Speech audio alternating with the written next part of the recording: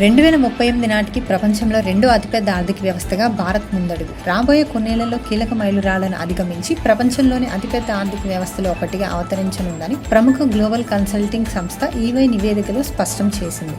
2047 నాటికి వికసిత్ భారత్ లక్ష్యాన్ని చేరుకోవడానికి భారత్ సరైన మార్గంలో ఉందని వెల్లడి. విజయవాడలో 72 అడుగుల మహాగణపతిని దర్శించుకున్న సీఎం చంద్రబాబు ప్రపంచవ్యాప్తంగా ఉన్న తెలుగు ప్రజలు సంతోషంగా ఉండాలని ప్రార్థించినట్లు వెల్లడి.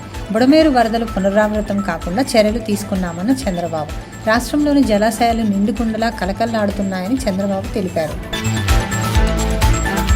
దేశంలో 4 రైల్వే ప్రాజెక్టులకు మొత్తం 12,328 కోట్ల పెట్టుబడులకు కేంద్ర కేబినెట్ ఆమోదం. సికింద్రాబాద్ వాడి మధ్య 3, 4 లైన్లకు 5,012 కోట్ల రూపాయలు. తెలంగాణ, కర్ణాటక, గుజరాత్తో సహా 5 రాష్ట్రాలకు ప్రయోజనం. 565 కిలోమీటర్ల మేర విస్తరించనున్న railway network. CM Revanth Reddy రూపంలో వినాయకుడు ప్రత్యేక ఆకర్షణగా నిలిచింది. హైదరాబాద్ గోషామహల్ పరిధిలోని అగాపురాలో రేవంత్ రెడ్డి గెటప్లో ఫిషరీస్ కమిటీ చైర్మన్ మెట్టు సాయి కుమార్ చొరవతో ఏర్పాటు. జూబ్లీహిల్స్ నివాసంలో రేవంత్ కుటుంబ సమేత పూజలు. స్మగ్లింగ్ కార్యకలాపాలకు అడ్డాగా మారుతున్న తమిళనాడు. ఈ ఏడాది 200 కోట్ల రూపాయల విలువైన 200 డ్రోన్లు స్వాధీనం. నిఘా పెరగడంతో బంగారం వదిలి డ్రోన్ల వైపు స్మగ్లర్ల దృష్టి. ఎలక్ట్రానిక్స్ పేరుతో విడి భాగాలుగా అక్రమ రవాణా. మణిపూర్, ఏపీ, ఒడిశా మీదుగా తమిళనాడుకు డ్రగ్స్ సరఫరా. శ్రీలంక నుంచి ఆస్ట్రేలియాకు మాదక ద్రవ్యాల తరలింపు.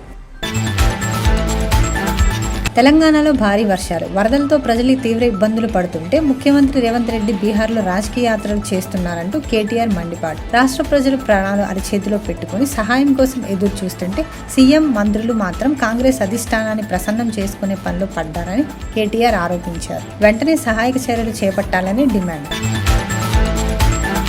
కేటీఆర్ విమర్శలకు భట్టి విక్రమార్క కౌంటర్. ప్రభుత్వ యంత్రాంగం మొత్తం అప్రమత్తంగా ఉందని, ముఖ్యమంత్రి, మంత్రులు ఎప్పటికప్పుడు పరిస్థితిని సమీక్షిస్తున్నారని స్పష్టం చేశారు. మీలా మా సీఎం ఫామ్ హౌస్ లో నిద్రపోవడం లేదన్న భట్టి. తెలంగాణలో భారీ వర్షాలపై సీఎం రేవంత్ రెడ్డి ఉన్నత స్థాయి సమీక్ష. రానున్న 3 రోజుల పాటు రాష్ట్రంలో విస్తారంగా వానలు పడతాయని కామారెడ్డి, మెదక్ జిల్లాలకు రెడ్ అలర్ట్ జారీ. పలు జిల్లాలకు ఆరెంజ్, మిగతా వాటికి ఎల్లో అలర్ట్ జారీ. అధికారులంతా సమన్వయంతో పనిచేయాలని ఆదేశించారు.